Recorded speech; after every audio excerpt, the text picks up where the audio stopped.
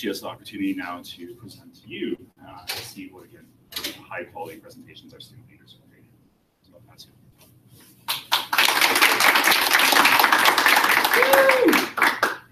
Hello. So some of you know me, some of you don't. My name is Kristen Harvey. My name is spelt with E's. As I had a Kristen Harvey. Like, it was a really weird name tag. But anyways, so I guess the biggest thing I'll say, I kind of said this to the RAs in a different light, but I do have some issues speaking in public. So if I speak slowly, it's just because I'm just trying to get my thoughts in order, but I do have meaningful things to share, I hope. So when I presented this originally to student staff, I asked them to all lower their heads and raise their hands. And I'm not going to do this because we're a different demographic, but I'm going to explain some of the results I got from that. So I had I'd like to say between 15 and 20 people show up to my event the first time. I don't remember the exact number, but so I had them all just give each other privacy, and I asked them, how many of you have experienced or dealt with a friend or loved one who's gone through a mental health crisis? And almost every single person raised their hand.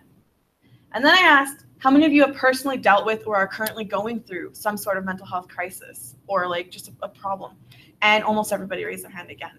And it was overwhelming, the fact that even just in that small percentage of the room, mental health is such a prevalent subject, even in a tiny group, especially when you're looking at a concentrated like leaders who are supposed to have our stuff together, but everybody's human, which is kind of what I'm going to get into in this talk. All right. So I kind of put this quote up, what we experience is our own concept of things. That's why I know two people see quite the same world. So what I want to get across by that is my opinions and my experiences and what I have gone through are completely different than any other RA or CA or any other student staff I've dealt with, because it's my life and it's my story. And when I translate that to talking to you guys, I really want to come across as I'm not trying to insult anyone, and my opinions or my interpretations of what I've gone through are my life, and in no way, shape, or form are they the only way or the right way. But hopefully you guys will get a taste kind of what it's like to be an RA who has gone through a mental health crisis. And I told this at the group as well, so some of this is obviously tailored towards my lead presentation. So RAs, CAs, and everyone in between, I do understand, as I worked for 2 years as a CA at SAIT and now I am a RA at U of A, there are different titles for everybody in student staff leadership, and of course we're talking about you guys as well today, RCs, but for the purpose of this, I will most often refer to everybody as RAs. And just that's a picture. So these two on the outside are me at SAIT as a CA, and the one in the middle is my team at Schaefer Hall in one of the Lister Towers. And a note, again, for the student staff as well as for you guys, I told everybody that we are talking about suicide, and it is a harder topic. And I understand that as professional staff, hopefully you've got a better handle on it than maybe student staff do. But just make sure to take care of yourself. If you need to talk to each other afterwards, if you've got questions, whatever. I told the RAs they could come talk to me. You guys all know how to take care of each other. Just make sure that you're looking out. All right, so I would like to talk about the word stigma first. So stigma is a mark of disgrace associated with a particular circumstance, quality, or person. And I want you guys to look at the synonyms we have here. So we have shame, disgrace, dishonor, humiliation, and bad rep. And when you think about that, that's essentially what we're saying is like the stigma, is we think of these people walking around, and I say these people including myself, with dishonor or something to be ashamed of about themselves. So when we talk about breaking through the stigma, we're talking about looking at people who go through mental battles or mental illnesses and no longer seeing shame or embarrassment or something that they should hide. We're talking about the fact that, yes, this is what we put on people, but it's not what should be there. So 1 in 5 people experience a mental health condition or crisis.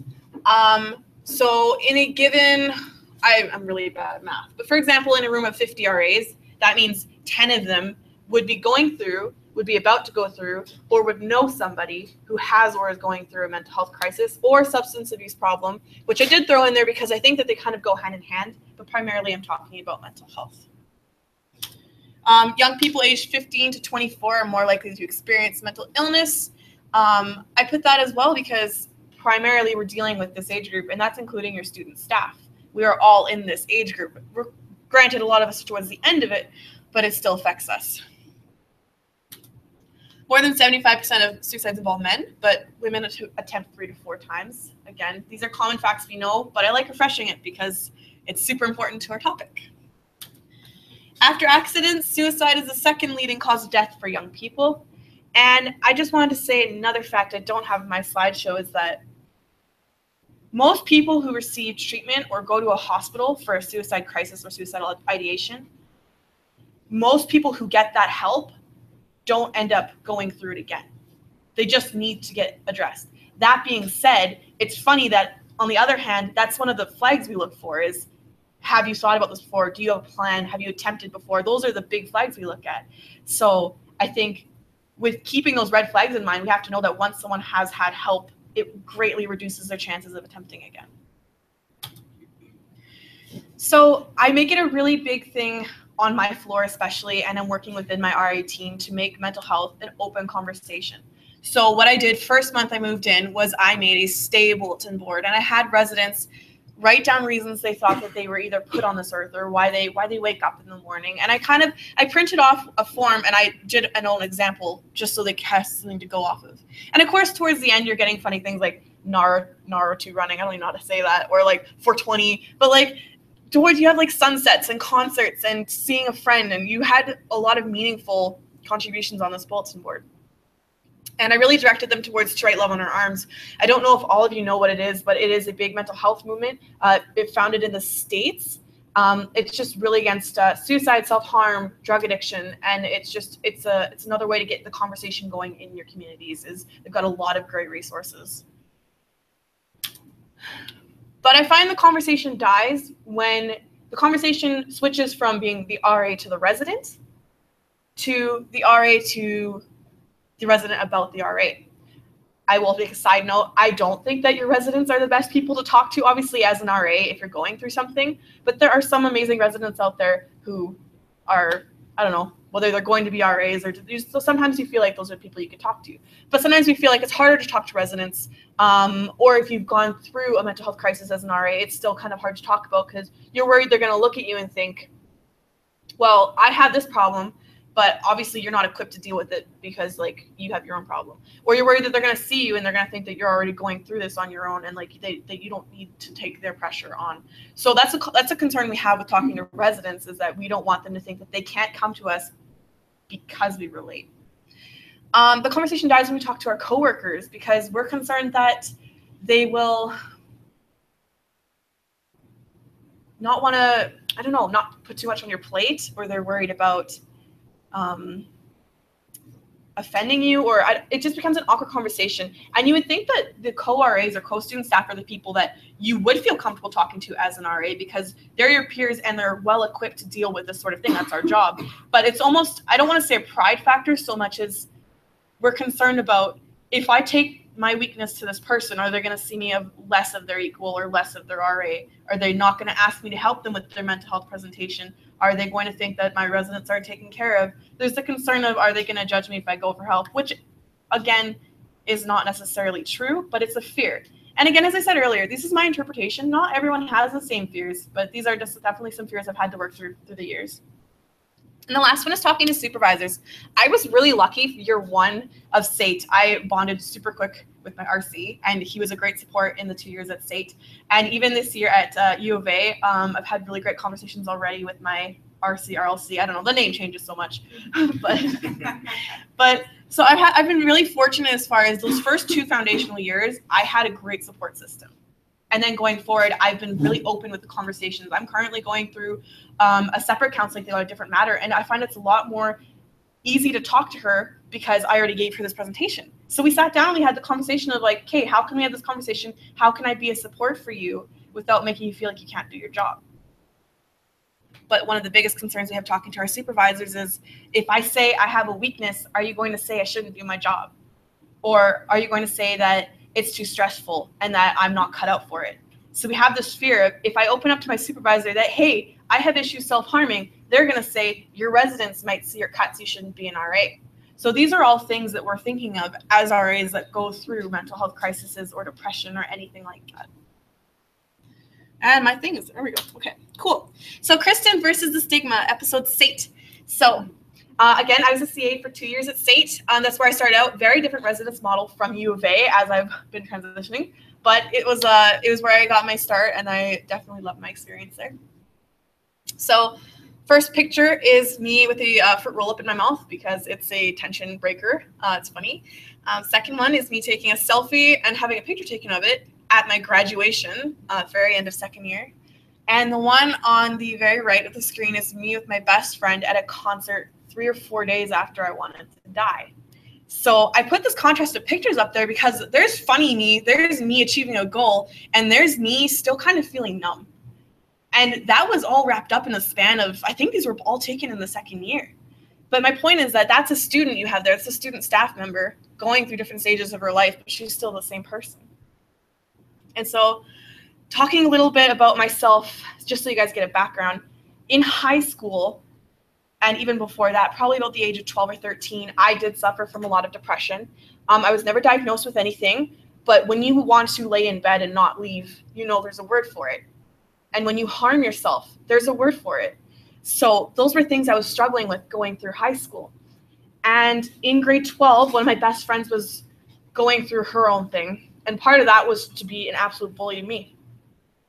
And either her or her boyfriend, I don't know to this day which one, and I don't want to, texted me saying that I should take a bath with some razors and a toaster. So for me, taking that, and I was already dealing with depression, what I took from that was like, you are the person I value most in my life, obviously, because she was my best friend, and you don't want me here, so I don't want me here. And I was already in a bad place. So I started doing what angsty teenagers do, not to make light of it, but you know, you repost the Tumblr and Twitter, and you're sad, and you post sad things, and I don't know who to this day, but somebody contacted a counselor in my high school and said, I think you should talk to Kristen Harvey. I'm worried she's going to kill herself. And so I got pulled from my biology class and talking to a counselor. And first reaction was like, I don't want to be here. I didn't give you permission to know this about my life. But it ended up being a really good thing because from that experience and into my later crisis, I did know that one of the triggers I have is when my personal relationships start to fall apart, I feel like I'm not worthy. Because I put such a big investment of myself, who I am as a person and who I love, into my relationships. So there you have an example of my best friend. I felt like she didn't want me in her life anymore, so I felt inadequate. So that is something I personally look for now, is like if my relationships start failing, I'm like, okay, self-care time because Kristen puts too much into other people. So, but to transfer that into SAIT, first year was, I think I dealt with depression a lot. I was a really bad CA, like I was really lazy and I didn't put that much into my job. And so then in the spring, I decided not to apply to come back the next year. And I just, I was like so lazy that like literally on move out day, I think I left early. Like I just pieced out, like I was really bad. But looking back, I think a lot of those symptoms were my poor maintenance of my mental health.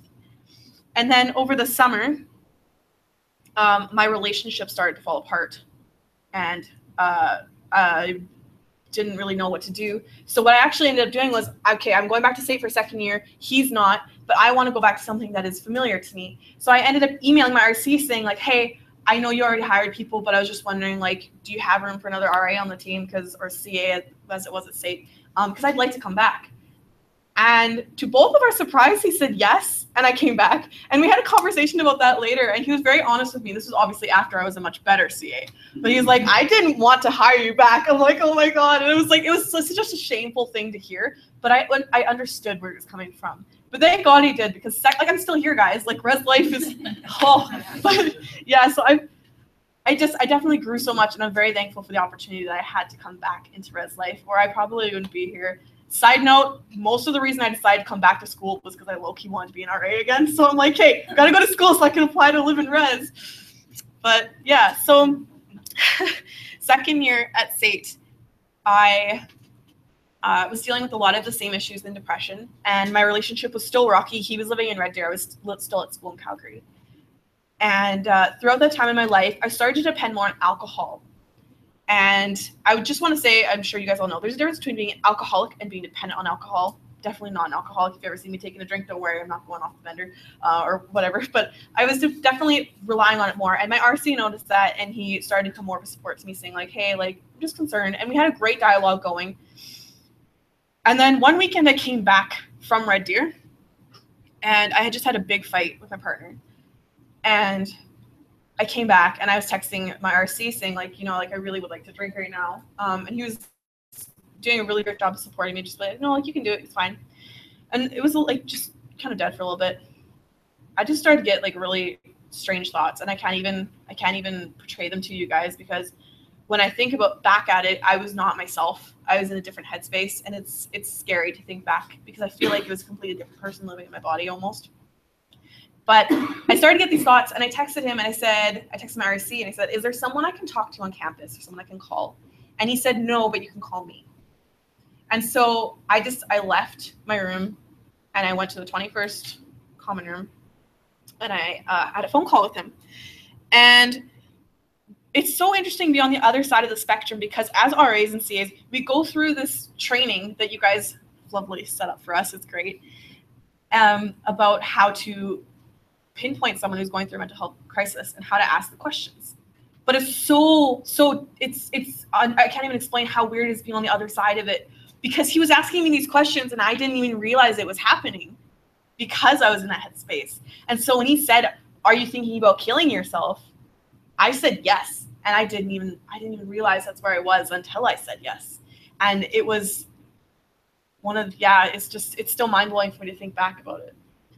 But so what that looked like a little bit after that was I had to take a lot of personal time. There was a lot of meetings with academic chairs and just getting my feet back on track. The next couple of days I was numb. I don't even think I really became myself, honestly, until the night of that concert. I started to come back, but I was just so numb to the world, and things that mattered to me still didn't really matter. I didn't even talk to my mom about what had happened until a couple days later.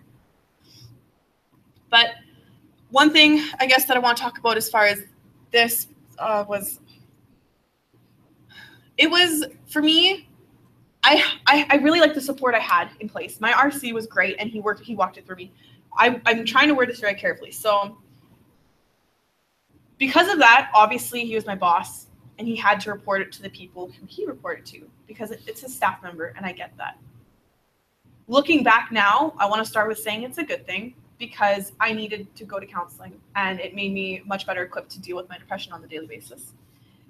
But at the time, sitting down with someone that I hadn't trusted, I took the step to trust my RC, but I didn't give permission, almost, if that makes sense. I didn't say I was comfortable to talk to everybody about it. But all of a sudden, I'm sitting down having these meetings with these people who literally control my job. And as an RA, this is so stressful, because for me, I'm just like, I don't want you to know this about me. I don't want to have this conversation. And I definitely don't want to think that I can't do my job anymore.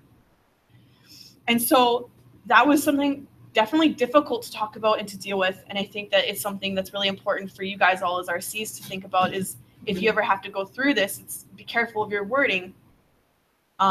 Because something that a lot of RAs who value their jobs for, or even whose lives are just falling apart, they feel like, and maybe their job is the last thing they have, is the fear of that job being taken away from them. Sometimes that's one of the very few things they have. So just be very careful about how you word it. But in the long run, is there things that I think maybe should have been done differently? Yes, but I came out stronger because of it. It was obviously, again, my relationship was falling apart, so that was something personally that was triggering me, as well as I was already in a low part of my life there. But I came out of SAIT much happier, and in the end, I ended up leaving that relationship, and that's okay. But looking back at SAIT, so much happened in those 2 years that I was talking to my RC actually at Lead, we reconnected, and we were just talking about the fact that, like, the Kristen that he hired for year one compared to the Kristen now at U of A, completely different people. Like, we're not even the same, and it's just fascinating how much you change in your 20s. And everyone says you're going to change in your 20s, and you're like, no, I'm not. And I'm like, I'm only 21, so I'm just like, I got 9 more years of this. What's going to happen? And it's so it's very overwhelming, but I'm excited to see what happens. So again, just to touch on what recovery looked like, was I had to go through my role, my expectations, and just kind of change how I was attacking things. So for me as an RA, it was now looking at, okay, this is my job, and I'm supposed to be support for people who might be going through a mental health crisis, but do I have the supports in place for myself? So going to counseling, I ended up making like a notebook, and I made a contract, and I sat down with like 2 or 3 people, and I said, like, if I ever feel like this again, I will call you. And it was just essentially this promise, like, I'm not going to leave because you care enough. And it was amazing at how many people came out of the woodwork afterwards saying, like, I had some CAs that I talked to at State after it happened, and I kind of explained what happened. And they came and they're sitting in my room and they're like, I couldn't imagine what life would be like if you were gone. And for me, and maybe that's where people get that selfish idea from, but for me, it's like the thought hadn't even crossed my mind that I would matter to my coworker. Like, I mean, I wasn't even considering my mother at that point. So to have a coworker sitting there being like, thank God you're alive. I was just, it was overwhelming and emotional, but it was just what I needed. I had all these people coming saying, like, you actually really mattered to me. And that was definitely something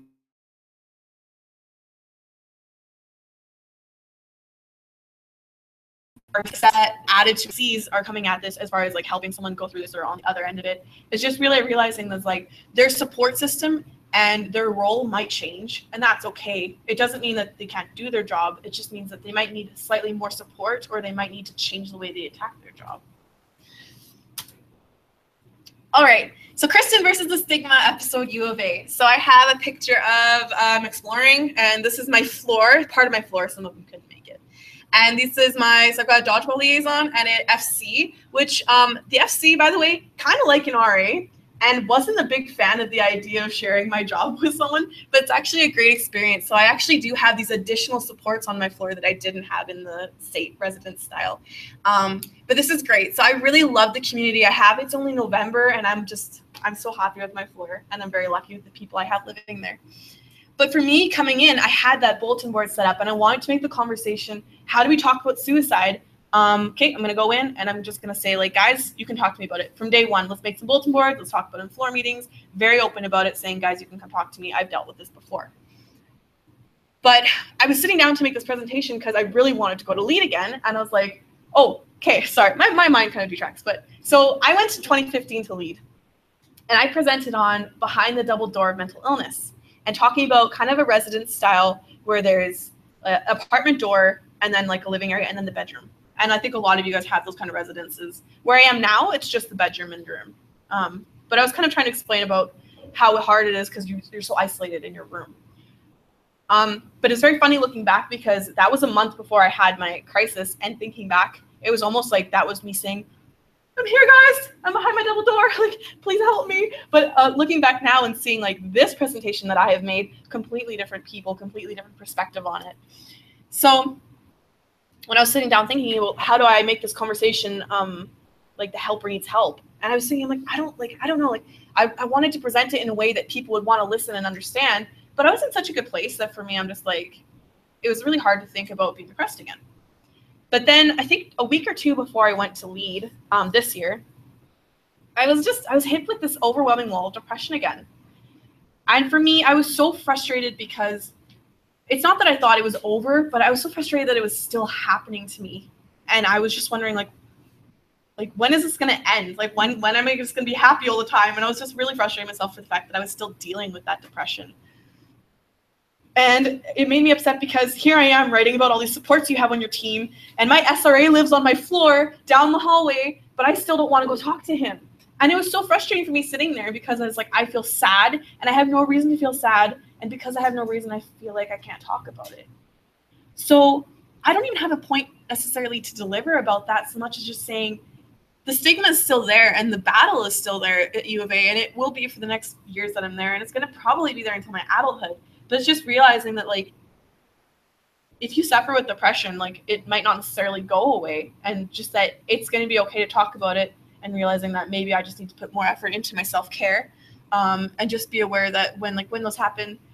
So after that happened, I had more of a conversation with my team saying, like, okay, a week or two ago, I was really depressed and I didn't want to talk about it because I didn't have a reason to. And after saying that, it's kind of like they realized, like, you seemed a little bit off. And it was like, yeah, I was depressed. I just didn't want to talk about it. And now, hopefully, again, I can't speak for depressed Kristen because I feel like she's a different person. But hopefully that will make me more comfortable to talk. Like, hey, I'm just so you know, I'm down right now. I don't have a reason to be. Yeah. So I guess moving forward at U of A, what it looks like for me is just maintaining my openness about my mental health battles and struggles. I told everybody at LEAD that I had an appointment the following week to go see a counselor and get officially diagnosed with depression for my first time. I had never been done that before.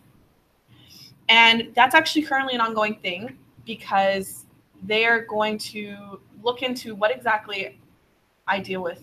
They don't have a word for it yet, but I have further appointments for that. So looking forward, it's going to be, Kate, there's a stigma no matter what happens, but I plan on breaking through it no matter what it is and just maintaining that conversation. So if it's worse than depression, okay, we're going to make another bulletin board about it. And if it's just depression, that's fine. At least I learned something more about what it could potentially be. So I talked a little bit with the RAs about how to support their teammates. I mentioned a lot of inclusive language, obviously, as RAs, but it's so hard as university students or college students to remember the inclusive language, to not make suicidal jokes. I said a really important thing for me specifically was that just ask how someone's doing and actually mean it, because we all fall into this routine of saying like, hey, how's it going? How's school? Or how are your classes? Even with check-ins, it's just like, how's it going? Like whatever, kind of light. But like the biggest thing is to say, how are you? And actually mean it. So if you see someone is a little bit off, being like, okay, like, are you sure you want to talk about it? And another thing I told my fellow RAs was, if you see someone on your team that's struggling, but you don't think that you're in the place to handle it, or maybe you've got a midterm the next day and you can't have a half an hour conversation with them, maybe just mention it to somebody else on the team. Like maybe you're sitting with a joint friend and you're like, hey, like, does she seem okay? Or like you talk to RC and like, maybe you should meet with him. I'm like, I don't know, maybe. But like the thing about that is you're concerned about prying into their business, but realistically, you might be providing the support they really need. So I guess that's the same thing for RCs is, same thing with your teammates. I think I've heard from conversations with all of my RCs, I've realized that you guys continue to be a support to each other and that sometimes you'll have conversations, especially when dealing with difficult topics. And that's great. And I think that especially as professional staff in an environment where we deal with a lot of mental health, it's great that you guys have each other for support, as well as you have access to the resources. But as far as you supporting your RAs, I think it's the same idea, is just make sure that you're willing to have those conversations, because I know life can get busy and you've got a lot to do.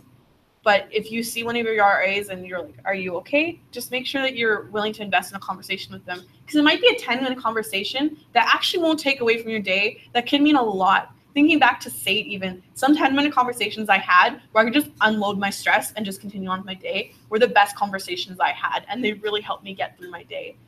So a lot of your RAs and CAs look up to you as their big support systems, so it means a lot to them when you take 5 minutes and actually care about their day. Limitations, I did put this in there as almost kind of like a comic relief, but basically know your limitations as far as RAs, we need to know our limitations. What can we do? I know for myself, I do struggle with depression. So for me, I'm more than willing to have a conversation with depression and suicide in my floor or my teammates. If they need to come talk to me, they can. But I also know that those limitations mean that if I've had that conversation, I'm going to need to call my best friend, or I'm going to need to watch a movie with some tea, or I'm going to need to put those self-care, which the term we all throw around, but it's so important. I know that this is something I struggle with, so I'm going to have to invest a little bit more into me.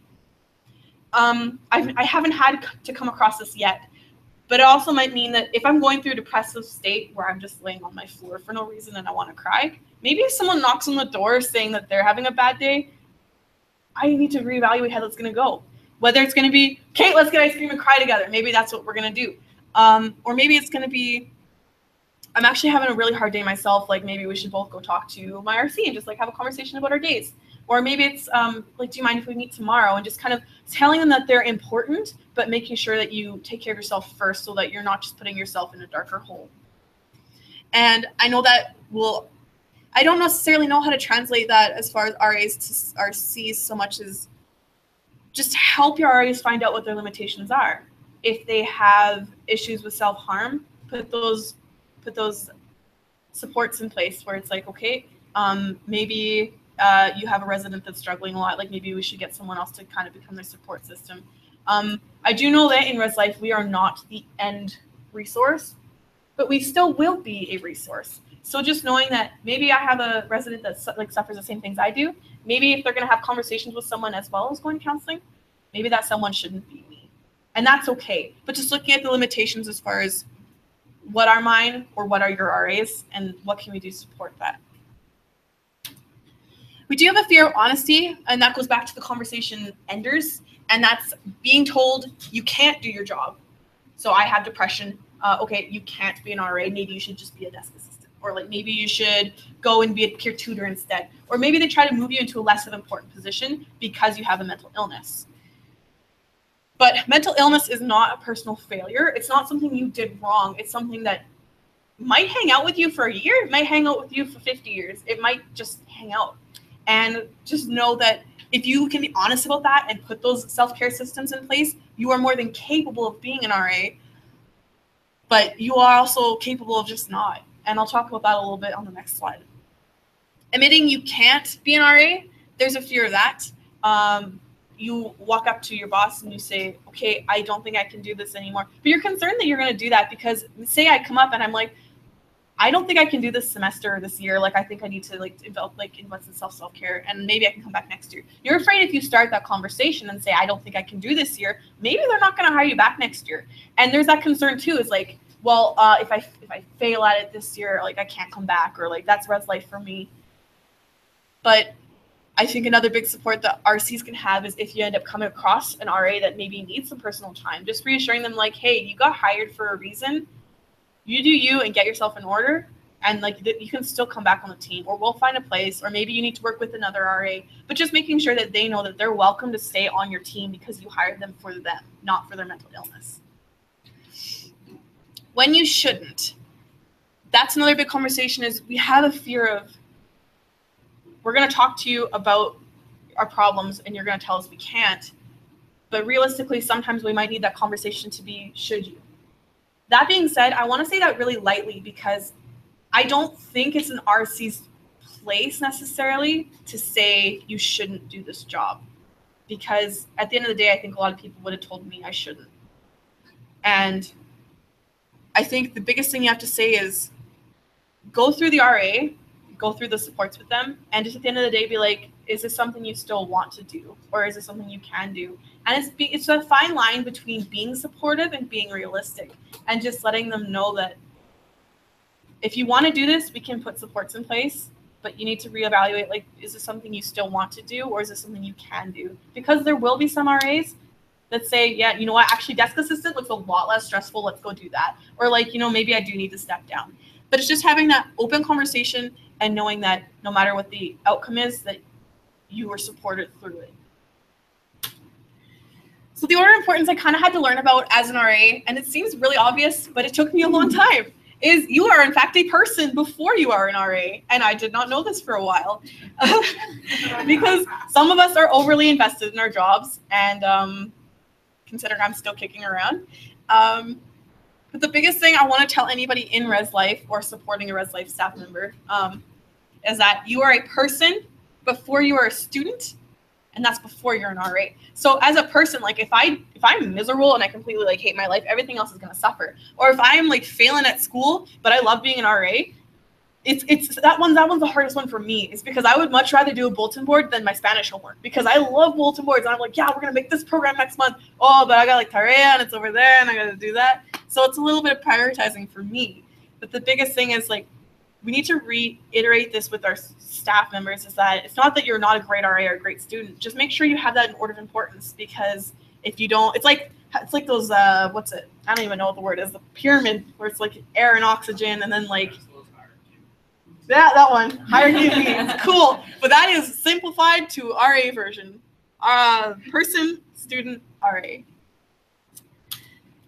And the biggest thing I wanted to tell everyone at LEAD, but I'll just say it again, is that as an RA who currently deals with mental health on a daily basis, you can do it, and your staff members can do it. They do need to put those extra supports in place. They do need to know that these are these people they'll talk to on a bad day, or these are the places they'll go, or this is the brand of tea they'll drink, or whatever it is. But as long as you have that conversation with them saying, like, this is what you need to do to take care of yourself, that's great. If we need to have an extra meeting, let's do that. As well as boundaries, and just realizing that as an RA with mental health, it's up to me to set those boundaries. So maybe there's some people who can't do topics of mental health. I honestly don't know what that would look like, because I know a big part of our job is to be the first one to notice that. So whether it's maybe another RA helps them with that, or they refer extreme cases to someone else, I don't know what that would look like. But a big thing I know is that personally, for the most part, I'm comfortable dealing with suicide mental health on my floor. But I don't think that everybody who deals with mental health is or necessarily should have to. So that's another thing to look at as far as boundaries go. And this is one I added just for you guys. It doesn't end here. So we had a conversation at LEAD, and it was great. And I really didn't know how to end my PowerPoint. Like, we were just talking, having a good time. And then I was like, okay, well, that's it. That's a wrap, guys. I suck at ending things. And so I just kind of abruptly ended it, and we had a 20-minute conversation, and people just asked me questions, and it was great. I loved it. I was surprised at how many people actually wanted to know my opinion about things. It blew me away. And I went back to Res, and I was just sitting there with some friends, and we went outside, and I got a Snapchat, and it was one of my RAs who had gone to LEAD, and she had seen that presentation, and she says, I have a student who wants to kill himself. Right away, that evening, I have someone telling me, like, I have someone who wants to kill themselves and I don't know what to do. Or, like, should I do this? Or, like, am I doing the right thing? And just someone, like, looking for me like that. But it blew me away because I'm just like, I just came back from talking about this. And it's like, it's happening this evening. Like, what, Lord? Can it be like another day or two? Like, just a defrag? But it was just a lot. But that's exactly what it is in Res Life, is it's everywhere. And that's even beyond Res Life, but primarily because that's our job. It's so focused and condensed in this group of angsty young adults that don't know what they want to do, and they just feel like they can't help it. And then that evening later on, after that, I'm sitting, having a floor meeting, and one of my friends comes up to me, and he told me that one of his friends just killed themselves that day in a different province. And for me, that was just, I was blown away by the fact that I had this great weekend where I cried when I won the Best in the West award, because for me, it was my awful story might help someone, or like I came through, I'm on the other end, and it was a great weekend for me. But to come home and just have these people like, oh, she wants to kill herself, or this person died by suicide. And for me, it was a step back to think, like, this is still going on. This is why I went to LEAD. We need to keep the conversation going. And the biggest reason I talk to people about my story specifically, it's not because I want to talk about myself, which I mean, I can, but like, I don't like necessarily people don't want to hear my story. The biggest reason I do is so that you guys know that suicide is still such a big thing, and it's in the people you work with and the people you're responsible for.